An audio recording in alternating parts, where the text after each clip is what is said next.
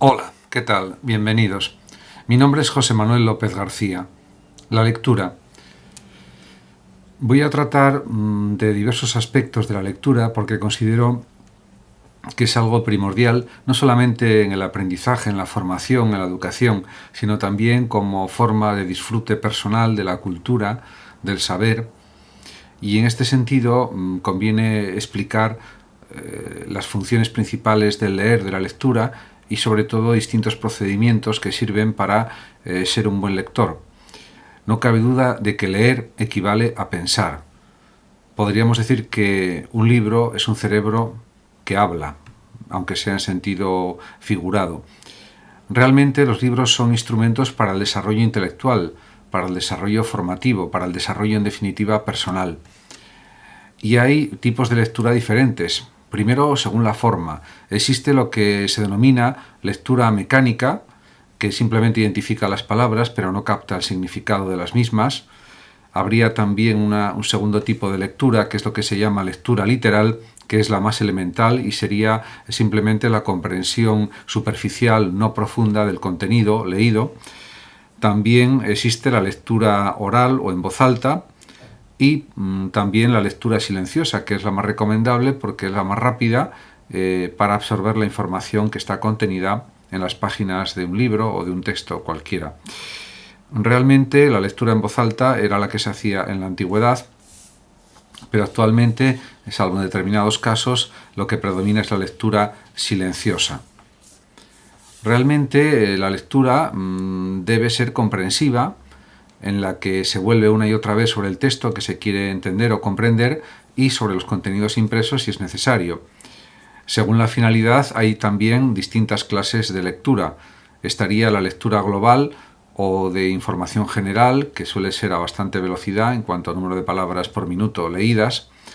También está la llamada lectura selectiva o de reconocimiento, algunas ideas importantes, la lectura crítica, que busca pues, otras finalidades de análisis, de reflexión, de valoración. También la lectura literaria o estética, que trata de enjuiciar pues, una novela, un cuento, una obra de teatro, etc., o un poema o una serie de poemas. Y por último también podríamos hablar de la lectura recreativa, que simplemente se realiza para disfrute del propio lector. En realidad, para fomentar el impulso a la lectura, conviene que las primeras lecturas de los niños y adolescentes sean libros que realmente gusten al lector, y en ese sentido eso diríamos que aumentará su gusto por la lectura. También es verdad que existe la llamada lectura reflexiva o meditativa, que es lenta y reposada, y la lectura de estudio, que también destaca lo más importante de las páginas que se están aprendiendo. Por otra parte, hay lo que se llama a veces pseudolecturas, que son lecturas súper rápidas y que solo pretenden leer muy por encima. Sería la lectura de rastreo para localizar algún término, alguna palabra, alguna idea importante, y la lectura de localización. Realmente pues son lecturas ya de otro tipo. ¿Se puede hablar de buenos lectores y malos lectores? Pues pienso que sí, aunque conviene fijarse más en lo que se puede denominar buenos lectores, que son los que comprenden el contenido, lo juzgan y aprecian también su valor estético, y que además intentan conseguir el mayor número de ideas claras y precisas sobre un tema. En relación a cómo desarrollar una mayor velocidad de lectura, está claro que existen varios procedimientos para incrementar la velocidad de lectura, que puede aumentar pues, de 200 a 300 palabras por minuto, a 400 palabras por minuto, 500. En algunos casos hay personas que alcanzan hasta pues 600, 800 palabras por minuto, incluso 1000 palabras por minuto, etc. Pero bueno, en cualquier caso existen múltiples procedimientos.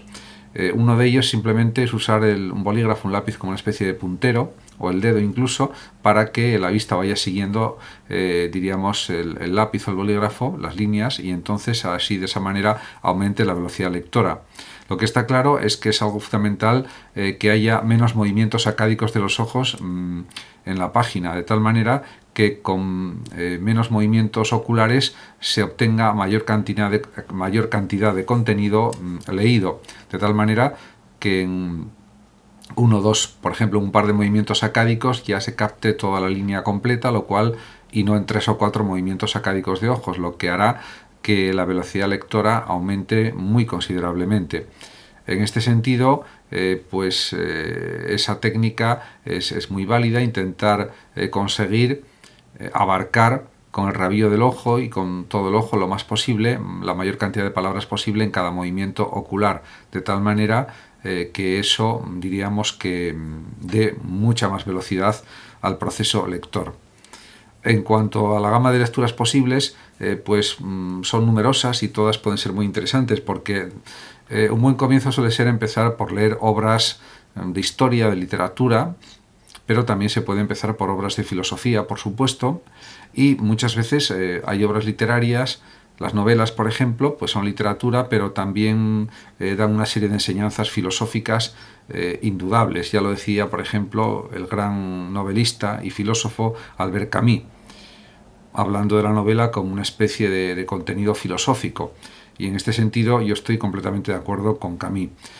Realmente, filosofía y literatura han estado casi siempre muy unidas, o siempre muy unidas, a lo largo de la historia, porque los diálogos filosóficos pues a la vez son pues una muestra de arte literario y también de arte filosófico. En este sentido está todo agrupado dentro de las ciencias humanas, tanto la filosofía como la literatura universal, y en este sentido pues están entretejidas.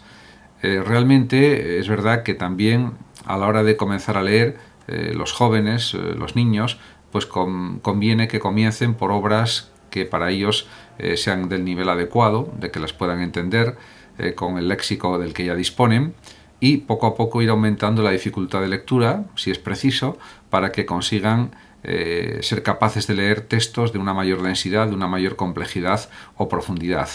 En este sentido, esto parece lo más coherente y lo más lógico, sin duda.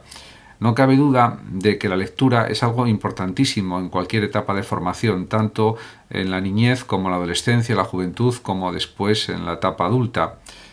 Y en la etapa de la senectud o de la vejez, pues también, por supuesto. Porque realmente como se consigue el léxico es leyendo.